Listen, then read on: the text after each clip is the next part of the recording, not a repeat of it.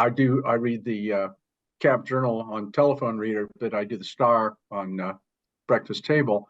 Right. Star is much more thorough in that I forget what they call it. There's that table that just gives the skeleton information, then the detailed obituaries are below. Right. And what I generally do is I'll just say it's not the service location, time, or term information is not in the notices, because I figure that if the person if it's a recognizable name and they want to know about the person, they're going to wait and listen to the obituary. If they don't know who the heck the person is anyway, they really don't care what the time of the service location or interment is. So I shortcut it a little bit just based on that. But I think that's a good question for maybe we should be consistent. Maybe we should go ahead and help the paper out and do their editing for them. Yeah, I mean, the obituaries thing has been interesting because they have to pay, right? And that's part of the reason that there's these two formats. Oh. Because it's not free anymore. It was at least my understanding for why some of those changes or how they came about. Yeah. Yeah, although I think in the Cap Journal, virtually there's an asterisk by the name up in the notices if there's a detailed obituary. And It's been a long time since I've seen one that didn't have an asterisk, for which there wasn't at least a detailed obituary to the degree of essentially giving the same information that's in the notices.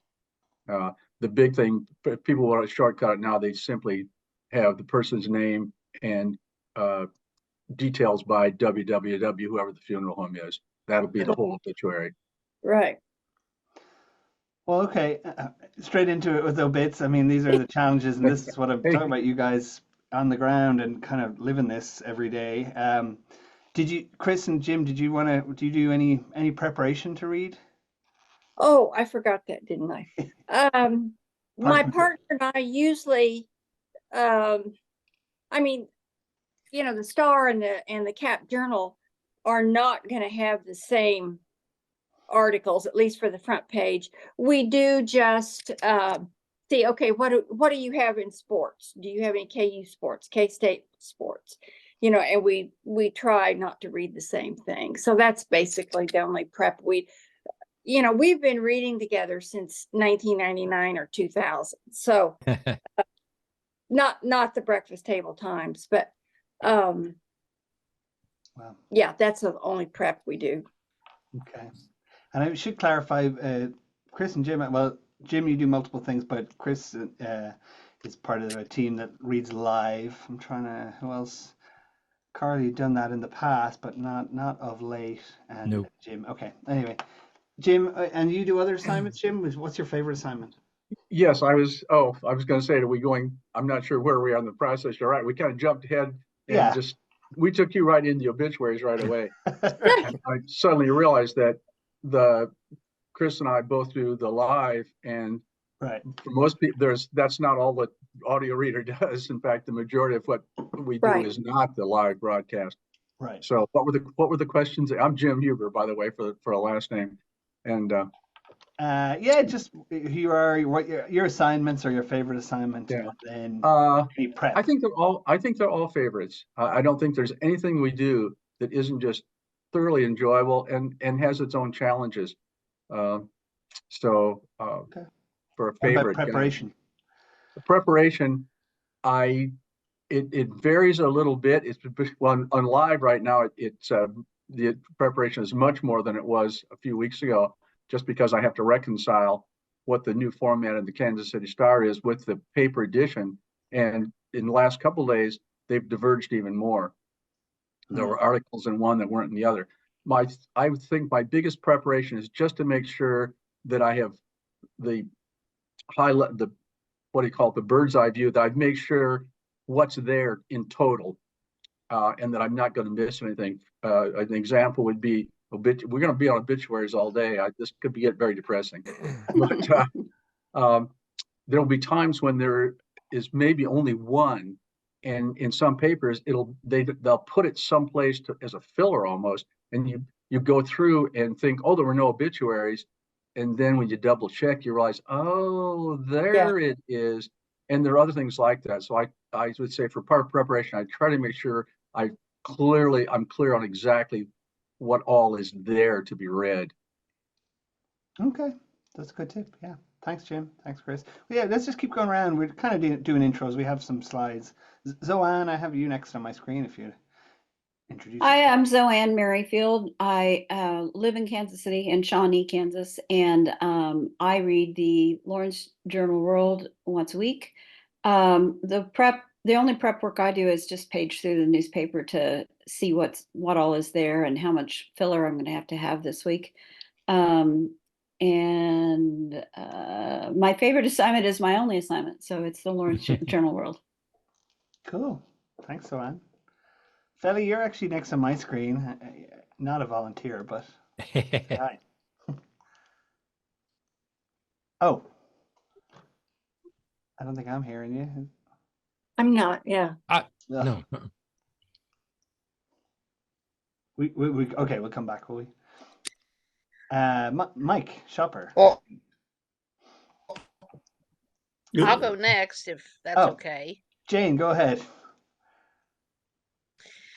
I don't know what's wrong with my video, but anyway, I'm Jane Boggs, and I do, for regular assignments, I do the Topeka Capital Journal, part of it on Wednesdays and part of it on Thursdays. And I filled in on various other papers, but if I was going to sub any these days, I would need new assignment sheets because I'm sure a lot of the rules have changed and the access have changed. So, we could talk about that individually.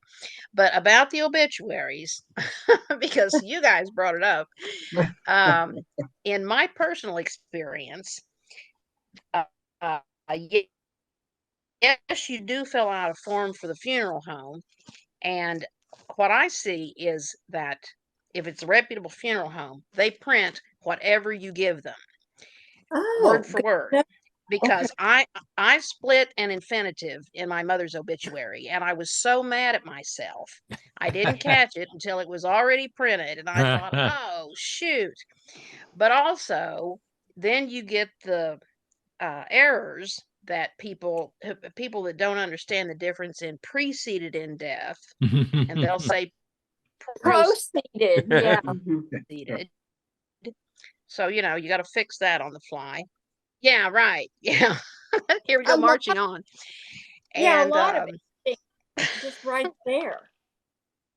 so you have to take into account that not everybody writes real well.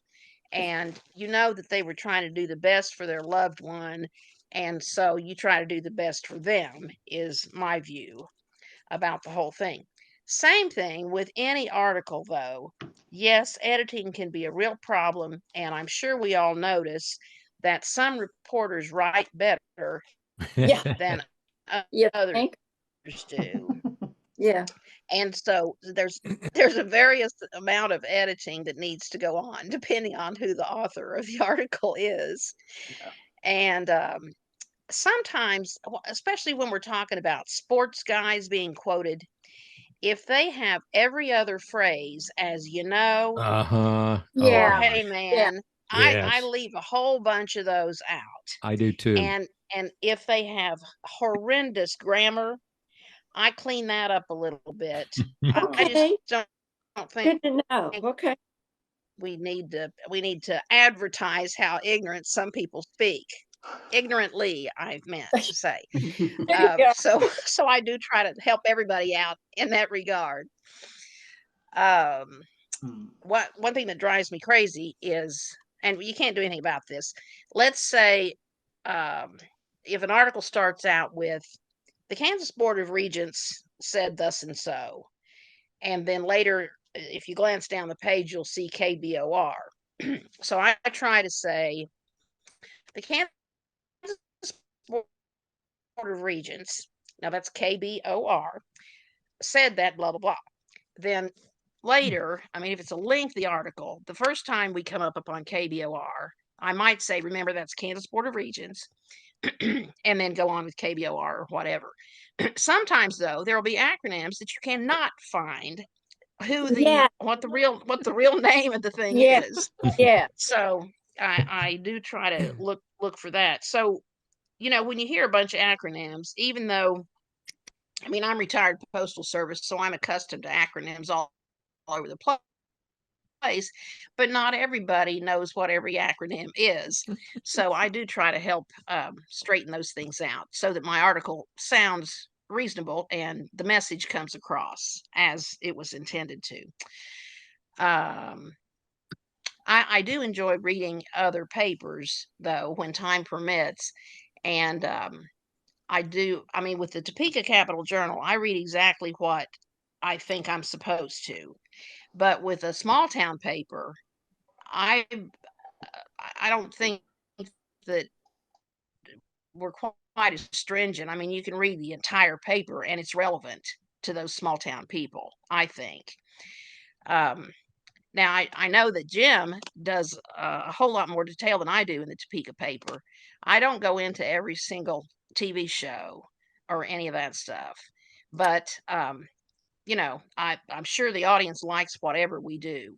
So I don't know if anybody has other thoughts about that, how much to include or not include. I'm all up for it. In sports, for example, I do anything that has to do with KU, K-State, Washburn, Emporia, even Wichita State I'll do, but that's not in our paper very much. But I don't hit the Royals or the Chiefs. Yeah. And because I think what I had learned originally was they can get that in another paper. They can get that in the Kansas City Star or whatever. So if any of those things need to be corrected, let me know. Okay. And then for the front page section, you the whole front page and all the continuations, and that's every single article practically, and then the weather report. And the weather report has for a long time been on the back page of the sports section. And I remember some people asking in the past, I can't find the weather report anymore. Well, it's on the back page of the sports section. So that works out okay. I finish the front page with the weather report, then turn that section over, do the sports. And actually, I do still read a print paper on Wednesdays, and everybody thinks that's hilarious. But with all those continuations, um, maybe I didn't have the best laptop at the time, but I got so sick of my computer crapping out on me when I had to turn the page or go to the continuation. So I just buy a Wednesday paper, and but Thursdays I do read online, and it actually works out just fine. So other comments, feel free to critique me, and No, thanks, I'll Dee. pipe in I, again as things come up. Thanks. Some good I have a stuff. comment too on the sports. Bev and I kind of think the high school sports, if they're, during the school year, there are usually quite a few. Not recently, but I realize that the school year is winding down too. So that's Well, thanks, Jane. You have some good tips, and let's keep the conversation going. I do want to just kind of hear from everyone because not everybody reads Topeka or KC Star. So, Felly, is your audio good? Do you want to say hi? Yeah, sorry about that, everyone. I was trying to use my camera as my microphone, and I guess I haven't figured that out yet. My name is Felony Slabacha Winston, and I'm the kind of new director of Audio Reader and KPR. And I just like to stop by these when I'm able to, just to say hello and to thank all of you for your service, to thank you for everything you do to make Audio Reader possible. I really appreciate all of you. Yeah, and I go by Felly if that saves you a little bit of time. Thank you so much. Thanks, Felly. We have not yet, since she took the director position, dragged her in to read live on air. That's kind of usually something we try and make everybody do occasionally. Yeah, that hasn't happened to me, and I wasn't asked to take the audition, but I did work at Audio Reader a long time ago, and I did the audition, and it was hard. And I sat next to one of the live studios, and I'd get pulled in, and is really difficult to fill in for those. So I really admire what all of you are able to do. There you go. Thanks, Belly. Mike, did you want to share what your where you are and your assignment? And No, because it's a paper. yeah, that's okay. You're allowed. So hi, I'm Michael Shopper. I read the Breakfast Table Times for the Kansas City Star on Sundays. That edition, I believe, is a little bit different than some of the ones you guys are used to. As far as paper goes, I enjoy it. I won't call them obituaries. I'll call them the death notices. Oh, okay. Really, the only time I've only got like 10 minutes, and there are close to anywhere from 45 to 90 death Oh, notices, yeah. depending on any given week. And so the best I can do is get the name down, the age, when they died, and where the arrangements are. And so timing that out, I try and get that within that 10 minutes. Sometimes it's not as many. So I'll go to Letters of the Editor or something like that to fill in the extra time. But as far as prep goes, I usually will just kind of scan the paper and kind of get an idea of, okay, what are the front page articles that are local that I might want to be interested in? Same thing with sports.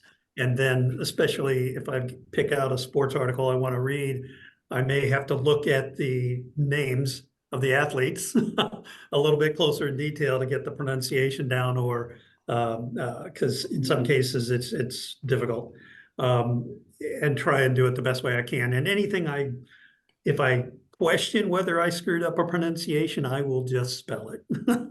I will pronounce it maybe two ways and then just spell it, and they can figure. Same thing with the death notices. I'll try the best I can on the name and then spell it out for the people.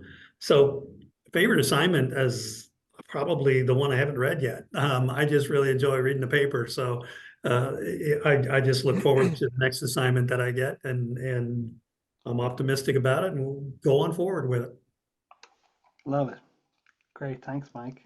Appreciate that. More good thoughts there. Lisa, I had you next on my screen, and then we go to Carl after that, please. Hi, hello. I'm Oh, Lisa two Beck. Lisas. Yeah. Oh, sorry. Which That's Lisa okay. Go ahead. Beck? Sorry, that was my bad. Go ahead, Lisa Beck. Thank you. All right. Well, Lisa Beck, and I live just a little bit west of Lawrence in the country. And I read the discount stores program every week. So that is CVS, Target, Dollar General, and Walgreens. And it's a recorded program. So I only have 28 minutes to get all of those in. So I can't read the whole thing of every weekly ad. So my prep is I have to scan through and kind of get an idea of how much is in that ad and try to balance it so that we get a similar amount in each store, and then try to pick through and get a little bit of each type of product. So it's takes a little bit of time to weed through everything and get it, and then get it done in the 26 to 28 minutes, that window.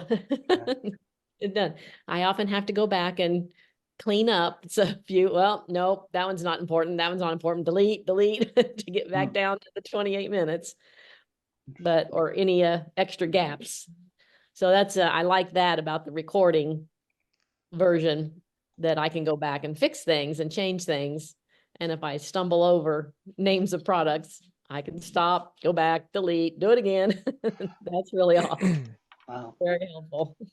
So I have to ask, do you I know bottled water always seems to be in the ad, and do you feature the cheapest bottled water out of all of the how do you do that? Because I find myself, when I read multiple ads, I'm like, no, those avocados were cheaper in Hy-Vee, and that's you can't do that. But I mean, why are we reading the ads? So that so folks will get a good deal, so you I feel it's pertinent, but it's a little maybe impractical. I don't know, just curious, especially if you're reading multiple ads, right? So you're seeing the same products at different prices. I just stay within the same store and go through it and look for sale prices. Dollar General has a lot that says everyday price. I was like, that's not a sale. So I skip those because I don't have time to do everything. So I try to do down to the ones that say sale price. And a lot of times there are several products like toilet paper, the same in every ad, but it's nice that I try to include them all so that you can compare. Where do you want to go get your toilet paper? So you can compare your prices. So yeah, if there's I don't just include the ones that are cheapest, I include them all and then you can decide which one do you want to go. So I do have trouble though. Sometimes that it's a problem when I start reading the Cottonelle toilet paper. Oh wait, I already read that. Oh no, that was another store. It's confusing. I confuse myself easily. Yeah. And So I like those. And I don't mind doing the ads. It's not too bad. It's not very an exciting thing, but it's evidently very needed. So I appreciate doing it because of that. And I really like doing books or magazines, reading those on the every once in a while. I get into those. Great. Thanks, Lisa. How about the other Lisa? And then Carl will go to you. And you read ads, or you have read ads, Lisa, right? Lisa Hall. Okay. Yes, I used to read the ads for a telephone reader. I've did a number of different ads, but the one I did the longest was Dylan's ad. But I have since migrated to reading the Friday regional newspapers recording, which is 4 different newspapers: the Leavenworth Times, Excelsior Springs, Smithville Lake, Northern. Yeah, I can't remember what that one. The Independence. Anyway, I don't want to. I know that there's a lot of people who haven't gotten a chance to say their bit. So I live in Lawrence, Kansas. I've been reading for Audio Reader for a very long time. I also do not have a favorite. I just love the different challenges and different kinds of reading. I would, just because we're all talking about obituaries, the fun thing that I've discovered with reading 4 different newspapers in the same session is that some obituaries get published in the same obituary in multiple papers. I thought that was interesting. And I do tend not to read the whole obituary, but just the highlights. And it's, I always read something, but try and make it part of the show, make it as personal as possible. So. It's always good to hear from all of y'all. So thank you. Yeah, thanks for the obituaries reference. we have a theme. Carl, you want to go next? Okay. You read a lot. Go ahead. Yes. I'm Carl Graves. I've been I live in Lawrence, and I've been broadcasting remotely ever since the pandemic, and I'm now doing some recording every single day of the week. Tuesday, it's reading off the Kansas City Business Journal website. Wednesday, environmental news, which I collect myself in a little folder here from the Associated Press and Reuters. That's my favorite. I love that.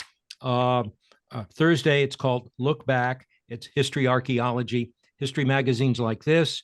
There's also a thing called Zinio, where I can get access to it's now a web only paper called American History.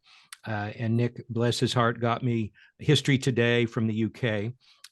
That's always interesting. Friday, I read the Wichita Eagle, and I was shocked and lucky. The day before I was to read it, when the change happened, I saw it and went, oh crap. And so I went up and talked to Colin, and we got things figured out how to do that. The Go section on Friday is very important. It's things happening on the weekend. So I have, for the most part now, just for Wichita, there's a tab you can hit for print edition, and I can read from that. And then Saturday's Topeka Capital Journal, and Janie knows what a mess that is because there's no paper that day, and it's mainly just national and international. So I supplement it with things from the WIBW website, news and sports. Sunday, I read the Lawrence Journal World. Used to swipe the paper off the porch of a friend, but now I just do it online. Well, I mean, what I do is read it, and because she's a late sleeper, and then I put it back. Oh, and then I'm reading this book. Know that, Carl? Oh yes, yeah, she does it. Yes, she likes the fact that I take it from the street onto her porch. and that shows a sign that I'm still alive. That's always good. Mhm. And then this is the book I'm reading, Benny Goodman. But anyway, I was trying to think of things. One is that I usually, if there's a paper, I scan through it to see how much is local. And then I supplement sometimes if there's a game that is too late for it to be in the newspaper, I'll look it up online to see what the score is. Now I tell Royals scores on the Journal World. Anyway, and then I'm trying to think of something. Occasionally, I also one who cuts out. It's like It's like I cut that out. Also, sometimes there are long quotations, and because I'm reading remote, I can stop it at any time. And if there's a super long quotation and I find who's saying it, I'll start out with who's saying it before the long quote. I also tend with quotations to change the pitch of my voice just enough so that the reader can, oh yeah, this guy's quoting now, and then I drop back to the normal thing. I enjoy very much reading for audio reader. My parole officer says it's good, keeps me busy, and I'm waiting for Nick to get an intern so I can been recording a series of 52 one-hour programs called the Fabulous 50s. So anyway, that's about all I have to say. Thanks, Carl. That's great. Appreciate all of that, and a lot of varied experience there. So yeah, let's just keep going. Steve, I have you next on my screen if you want to tell us who you are and what you do for audio. Sure. Yeah, I'm Steve Cole. I live in Overland Park. I'm a remote reader so far, at least. Do Southeast Kansas on Fridays, and then regional newspapers or regional Kansas City news on Tuesdays, and then try to sub when I can. As far as prep, I just kind of mentally scan it like others have said, and kind of prioritize in my head, the order I'm going to read things. I'll look at the continuations to see, if any of them go on super long, to see if it's appropriate to cut at some point. And then I'll also see how many obituaries they are, because especially in the small towns, you want to make sure you save time for them. And then really in the small towns, because timing is kind of short for each one, I don't get into the sports unless they've really run out of local stories, or if there's some big event, like somebody went to the state championship or something. So, I'm still learning mostly from you all. It's great to tune in on these things, just to hear your comments, because I pick up a lot that's helpful. And my interesting anecdote, at least to me, was I got my knee replaced last week. Ooh. Which, by the way, thanks for the people that covered for me. Ooh. And my surgeon, who's Dr. Rasmussen, said he was an audio reader when he was at KU. So I thought that he must be a smart guy. So I thought that was a good omen. But he did my other knee. Was so that I know, Dr. Mark Rasmussen or Dr. Tom? It's TJ. TJ. Yeah, it was probably Thomas. Yeah. There's a couple of them, and they're in the same practice, so you always have to say it's TJ. So, but they're both great. So cool. That's about all I got. Yeah, I hope you're recovering okay. Yeah, it's fine. I'm as comfortable as I can possibly be, and then I'll just kind of hibernate, and then I have read a couple days a week, and then I have PT the other days of the week. So okay. Yeah. Well, we always have somebody who is having some improvement in a knee or a hip or something, right, amongst the entire audio reader volunteer corps, and it's amazing. Hopefully, that new knee will put it to good use. In whatever. I'm sure I will. Okay, thanks, Steve. Let's see, we've got Deb in Topeka. Yes, I'm in Topeka, Deb Kermer. I read the Kansas City Star on Thursday mornings. I read the front page and the local, and not the local, but I read the national and the world news. So my prep is going through and sorting out which story goes with which category. And a lot of times being glad I don't have to read the local news because it's all about people getting shot all over Kansas City. Oh, yeah. So it Mhm. seems a little grim. This last couple of weeks, I've been filling in on a different reading assignment for the Kansas City Star, the Chowtown. And I have really enjoyed Chowtown. I got some great recipes from this morning I'm going to try. So, We'll be Cool. over for dinner at 6. all right. Excellent. Which day is that these days? Which edition? Chowtown Wednesday was this morning. Yeah, I mean, it's really hard for us to keep track of when they move those things. So Mhm. yeah, we just hope it's written down somewhere, or else it's in in a volunteer's head, which we got to figure out how to get it out there. But thanks, Deb. Yeah, appreciate you jumping into that other assignment too. Janie, you want to introduce yourself? Sure. I'm Janie Jones, and I'm hearing feedback here. I'm going to turn off my. I had to plug myself in to my phone because something was going wrong. Oh, you sound Anyway. good here. Twice. Oh, okay. Anyway, I'm in Topeka. My favorite assignment is probably the Christian Science Monitor weekly magazine. Oh, yeah. Uh-huh. I enjoy the good journalism there and the wide variety of both world and national things. The problem is trying to figure out which of those things to read and which to eliminate, Yes. and how to shorten them so that I don't lose the context of what's going on. I have been known to read cover stories that took me 20 minutes to read because there was so much that I couldn't cut out. I've learned sometimes that I have quotes that are put in there merely for illustrative purposes, and I can get rid of some of those. Yes, I do that too. Yeah. Like pull out quotes that are already in the article and repeated. Mhm. Yeah, okay. Oh, yeah.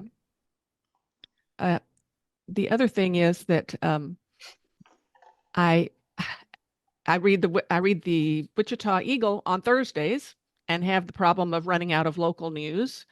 I read a lot of sports, and I used to actually read anything that was on the front page, but these days it's half the front page is national and international news, and so. But I will say that sometimes I pick a piece that is not local, but that has application to people locally or just anybody. Like the good point. prices of something is going up, and this means something to everybody. Mhm. Okay. I read something. Oh, I read the Wichita Beacon on Tuesdays, which helps when I run out of local news on Thursdays from the Wichita Eagle. Okay, interesting. Hmm. Yeah, and that is a different one. Janie and we have Laurie Windholz reads the Kansas City Beacon, and those go straight online, and the Beacon, both Beacons, share those on their website as well. So that's kind of a different assignment. Okay, so you read that on Tuesday. I mean, I knew that, but I didn't put two and two together. So then you know what backup articles you have by the time Thursday comes around. Oh, that's interesting. Okay. Well, thanks, Janie. We got a couple more people to say hello. Max, I have you next on my screen, and then Charles, and then Heather.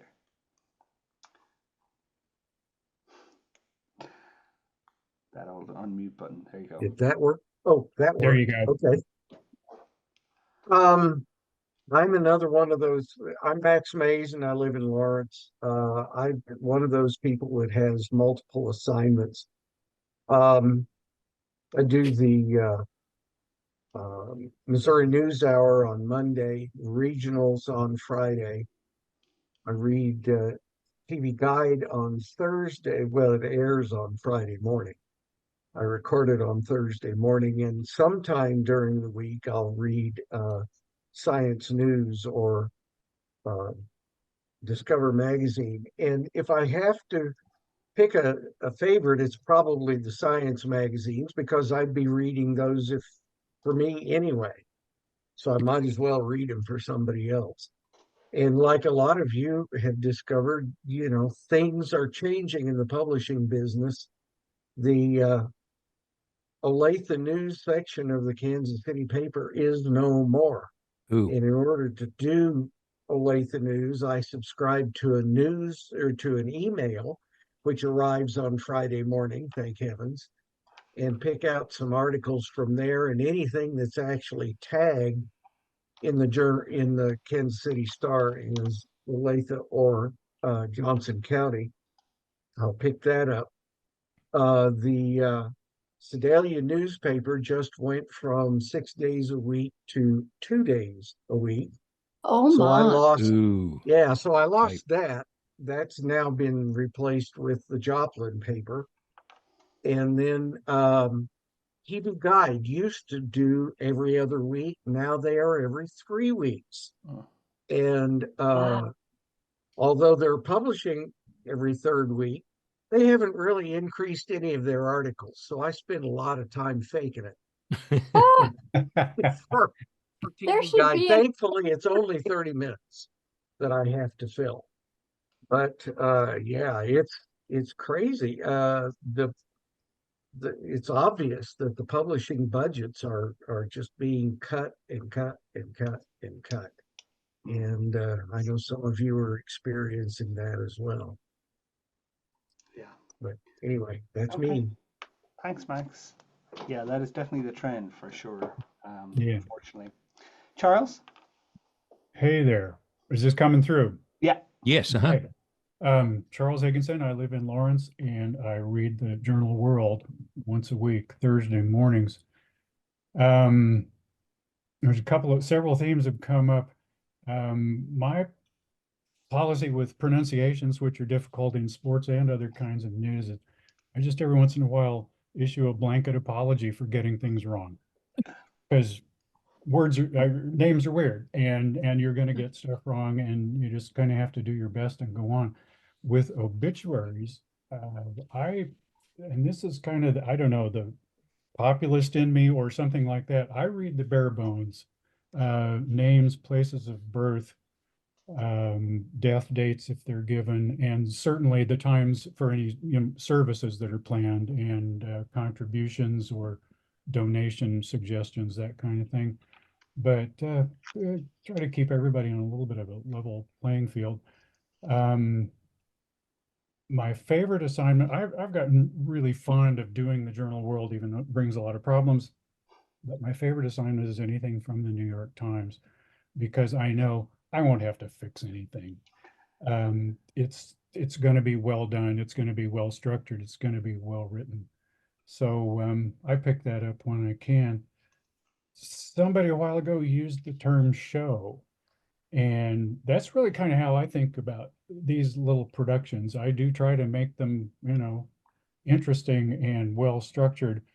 And I try to keep in mind that audio reading is different from visual reading. And some things that make sense, some things about newspaper pages are driven by visual considerations. Literal physical breaks in the page, open space, the way things are laid out.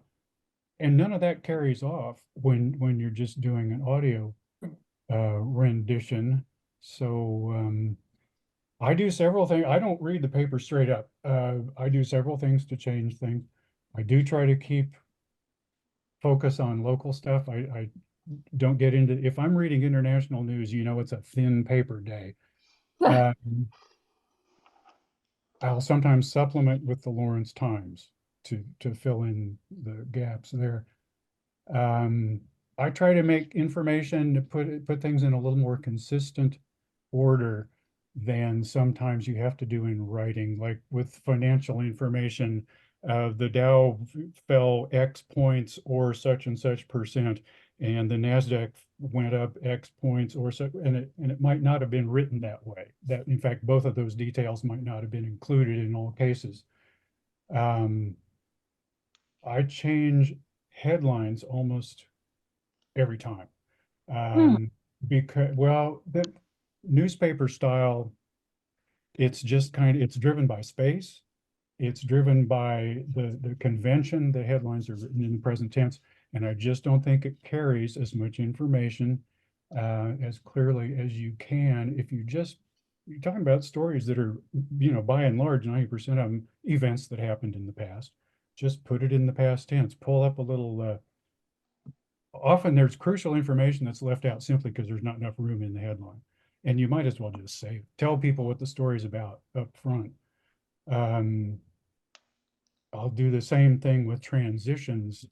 And the only example I can think of right now is something, I'll get to a middle page and I'll just say, okay, our next 3 stories come out of the Douglas County District Court.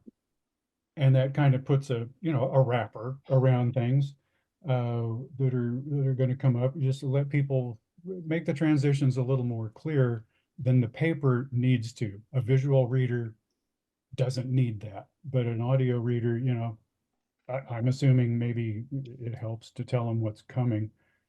And another thing, and Carl mentioned this too, but I want to reiterate it, is that I'll spend a lot of time pulling the attributions of quotations to the front of the quotation so that people know who's talking and then do the quote. And I'll do the same thing and change the tone of voice also. I think that helps a lot. Sometimes you have to stop because they will have buried that attribution at the end or way down in it. That's okay for a visual reader who can see where the quote marks are and look ahead if they want to and find it. But an audio listener is just kind of mystified until you get to that. So I'll, unless it's a really short, pithy quote, I'll go ahead and just pull all of those attributions up to the front. And that's about all I wrote down as we went through here. But this is really wonderful to hear everybody talking about what you all do, what we all do. It's a good gathering. Thank you. Yeah, thanks, Charles. That's great. I totally agree. I often find with the quotes as well, mentioning even the New York Times or the Guardian, like a lengthy piece, they always seem to do this. The last quote of the article, they just mention the surname, the last name of, it's a wrapping, but it's like, who is that person? That person, was introduced like way at the beginning of the article, and you have to or go. Sometimes not, Nick. Or, sometimes, they're not introduced at all. But it's funny the way they're it's like I get what they're saying wraps the article nicely and it's good. It makes sense, but it's just like, who's that? And, Right.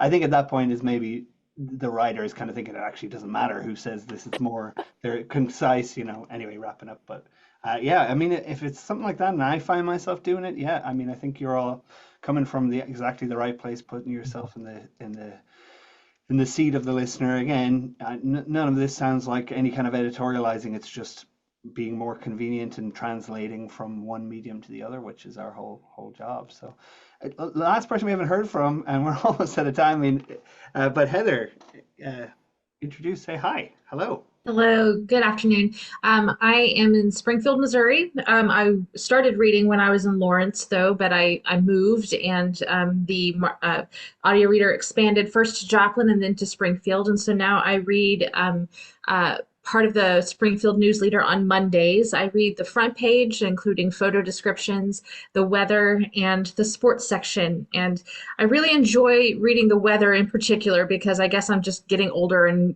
keeping track of the weather is something that you do, but also because I'm a voice teacher, I get the pollen counts in the weather, and that helps me know what my students are going to be facing in the next couple of days, and that helps me prepare. So when I'm getting ready to read, though, I make sure that I have something to drink with me. Good point. Yes. Lately, I have been reading while I'm on campus, and so I'm reading in a practice room. So I'm generally pretty soundproofed, but occasionally there's a trumpet down the hall that's just like blaring into the hallway. So I try to, minimize sound if I can. And if I haven't done a whole lot of teaching or talking or singing or teaching yet, I'll do a little bit of a vocal warm up and then I'm off.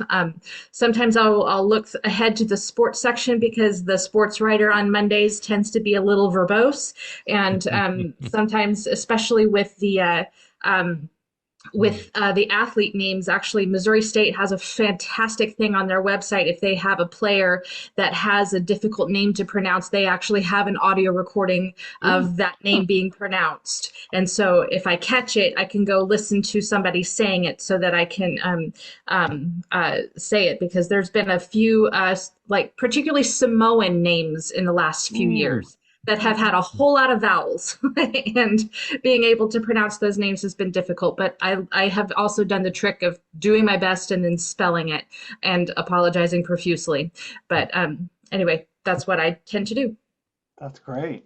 Well, and thanks. Right at the end, I think some of the idea around what do you do to prepare was what you referenced, Heather, around your voice, and you're what a great Yes. person to talk about. I mean, do you guys do any kind of warm up? Oh, yes.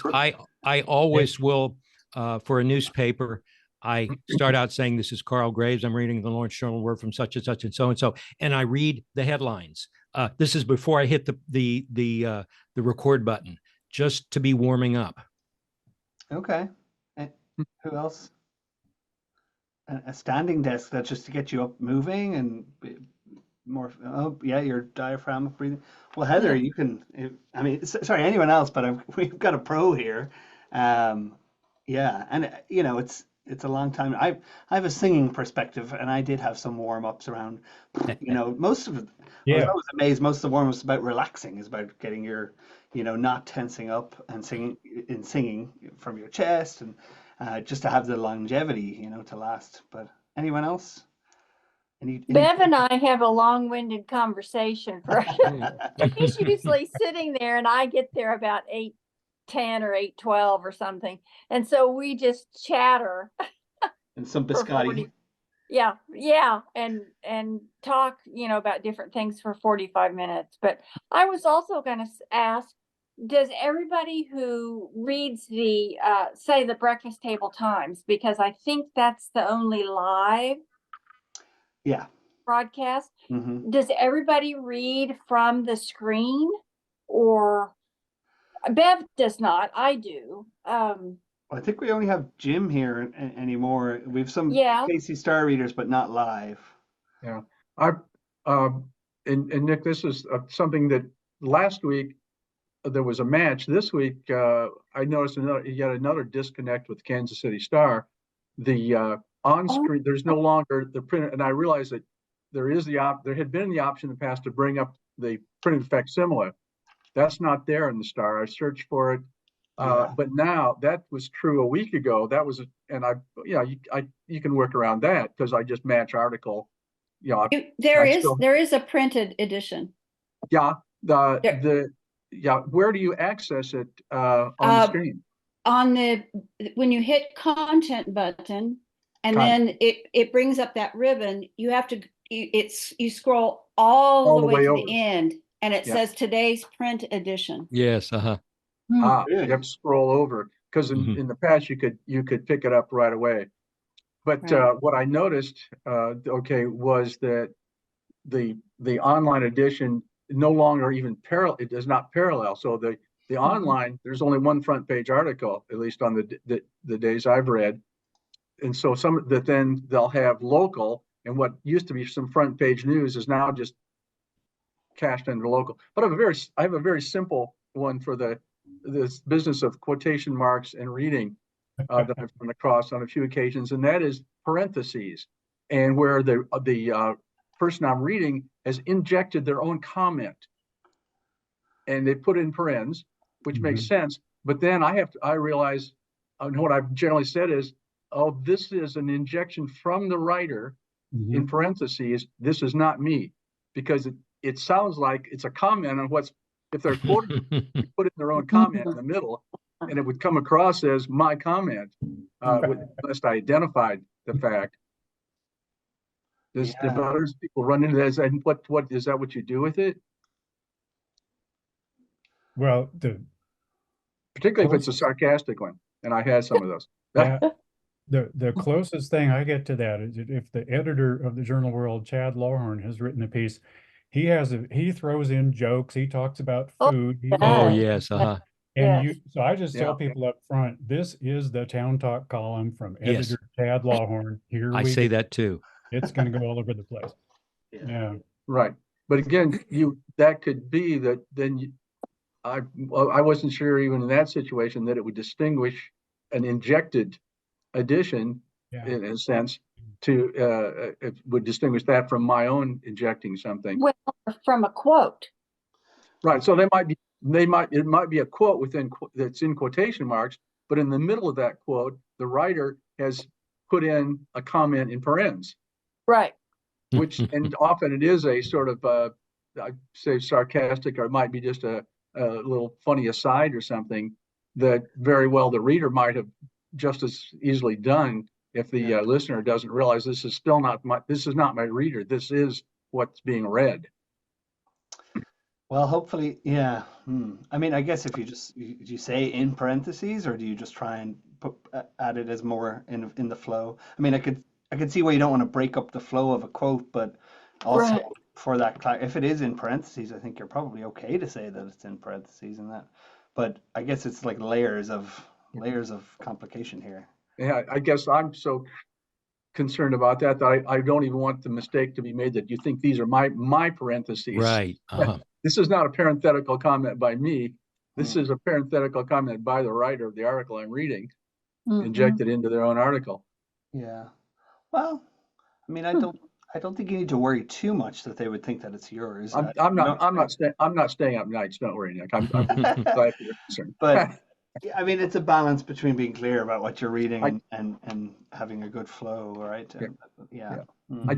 And I do have one other thing I've run into, and we've got there were several things in the obituaries I'd like to go back and discuss, but I've already forgotten what they were even.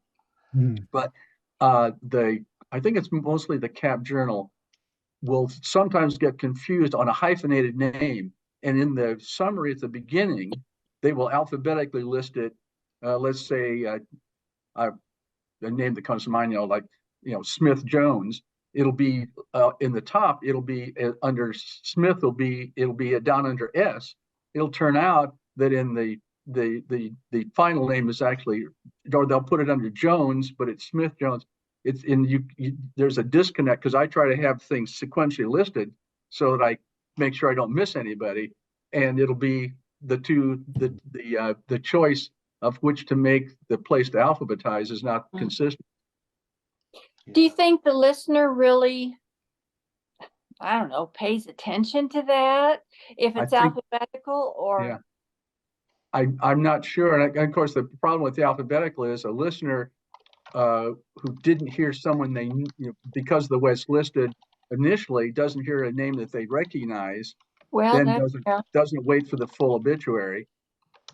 Or reverse, they wait for the full obituary and find out, oh no, that's not who I thought it was. So again, kind of a minor point, but I have encountered it a few times. Okay. All right. Well, it's 3:00. I'm happy to hang on for a little bit, but any burning questions? Not. I'm curious, Heather, your warm up. I mean, I know I'm pulling on your expertise here now because we don't often get vocal coaches in these. But that's just kind of the practice that you have. Would you say again what you do? Yeah, just warm Sure. up. So it has been, at least in the past, during the couple semesters, that I will have taught a couple hours before I start reading. So I'm generally good and warmed up. But if I'm not, you kind of did it a second ago. Lip trills are my favorite thing. And if I happen to have like a cup, or a water bottle with a straw in it, I'll do like straw and water kinds of bubbling, which has a little bit more back pressure to it than regular lip trills and can be pretty good and gentle. Also just siren-y sounds. And I try to remember, because a lot of folks, myself included, when I start reading and I am like, when you get in the groove and you just start going, my voice tends to pitch downward and I end up talking too low and not in kind of my like optimal speech range. And so I try to remember to keep my voice where it's the happiest, and so I don't fatigue out as as fast as I would if I tried to pitch it too low. And so every once in a while, I've got, like, when I change sections after I read the first, like the front page, I've got to just remember, okay, pitch it up again. Here we go. and keep doing that. And also remember, because this is just me, but when I don't get enough feedback, like from the room or whatever, I will also tend to speak too loud. And that will also fatigue me a little bit faster too. That tends to be a thing when people are talking on the phone a lot. And of course, as a telephone reader, that's all you're doing is you're talking on the phone. And when you're doing it for 45 minutes, I will, hang up and realize that I was basically yelling at the low part of my range for like the last 45 minutes. And so just every once in a while, kind of sirening just to bring it back up out of the basement and doing that. Just to remind myself where to put my voice. And especially after like doing a big long session like that, doing a vocal cool down also can really help afterwards. And it's basically just doing your warm-ups again, doing some sirens, doing some lip trills, doing some bubbles and things like that help the rebuilding and the healing process of the vocal folds a little bit, get started faster. Wow. Yeah. Wow. I feel like we haven't touched on this kind of topic before, or not to that level. And you don't want to wait till it's a problem, right? Where you're struggling to then try and deal with it by getting some good habits while you can form habits. Mm-hmm. That's really interesting. Yeah, we're really Heather? using our voices pretty athletically. So if we think about it, like before you go to run a marathon, you do not start without stretching. So you stretch your voice and you don't stop right immediately afterwards. You do a cool down. And so singing is a little bit more athletic, but speaking for a long, long time is still your vocal folds are coming into contact probably several hundred thousands of times in that 45 minutes to an hour. So what I tell my students is, if you were to imagine like hitting your arm even very gently about 100,000 times, that would not feel good after a while. So take care of those muscles. They're tiny, they're gentle. Be kind. Heather, can you give us some examples of what you're calling trilling and sirening and bubbles?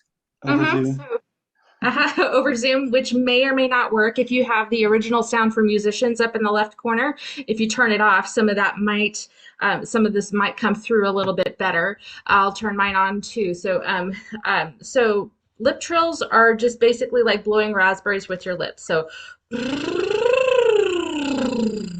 and so you've got to have enough breath pressure to make that go. And also relaxed face, enough of a relaxed face to do that.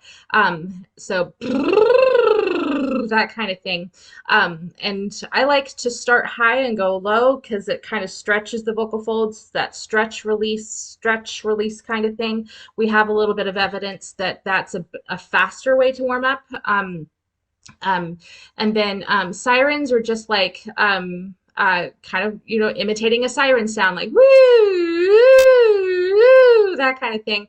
I'll have my, especially my choirs, like write your name with your voice, like woo, woo, woo, woo, so that you're getting the highs, you're getting the lows, you're getting the mids, and you're getting all of those notes that we tend to use in speech, as inflection, getting them nice and warmed up and all that stuff.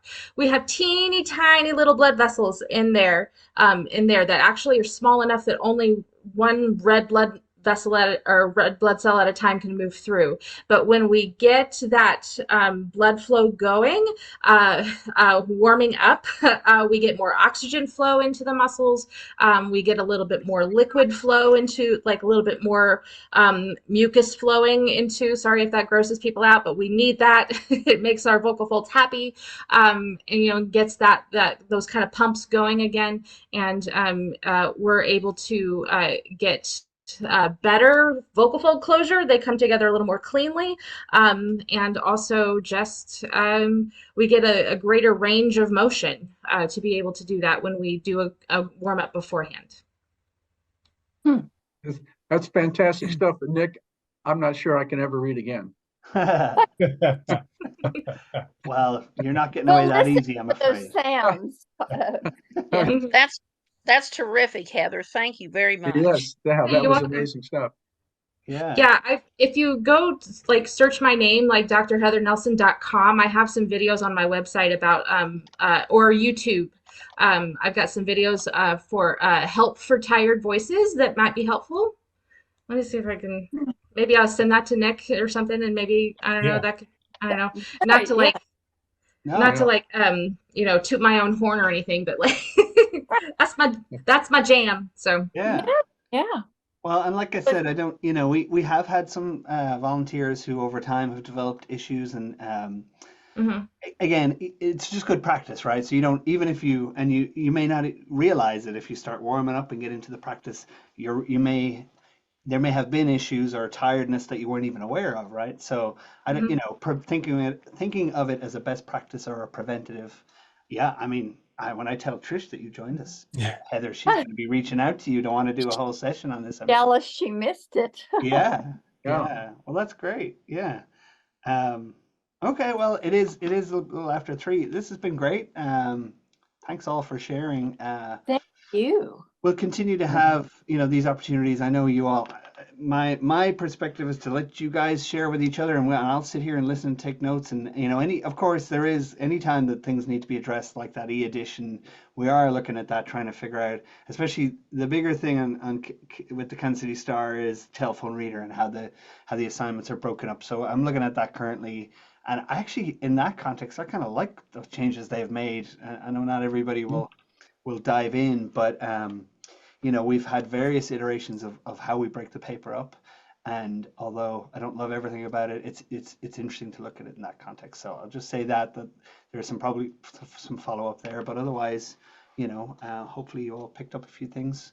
We were heavy on the obits at the beginning. We lightened up with some vocal trills at the end.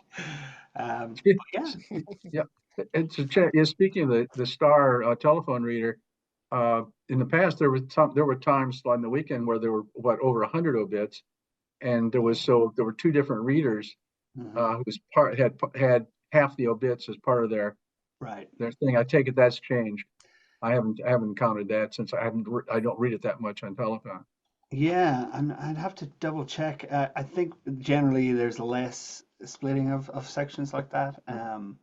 I'm not sure which days. Yeah, and Wednesday I think used to have a lot of obits as well. That's you guys. Wednesdays tend to be big, and then the weekend. Yeah. And Yeah. Heather's sharing some videos, but okay, well we can all go practice trilling around our living rooms. I'll close my, you know, don't be embarrassed. I'm afraid that I've been caught trilling in different circumstances, and that's not something I want to be caught doing too much. Yeah. I'm sure there's some. We'll have to commit you, Jim. Yeah. Yeah. I'm sure there's I some. get spit on a lot in my lessons, like a lot. So like it takes some practice. I was just laughing, thinking that those of us, you know, who don't have to worry about someone in an adjacent practice room with a trumpet, probably had children. At some point, we had children in the house who were starting the band instrument in elementary school, so we have experienced that. Yeah. Yeah. Okay. Well, good to see everyone. And thank you, Nick. Yeah, thanks so much. Yeah. Good. Thanks all. Good stuff. Okay. Thanks, everybody. Bye-bye. Bye. Bye-bye. Take care, guys.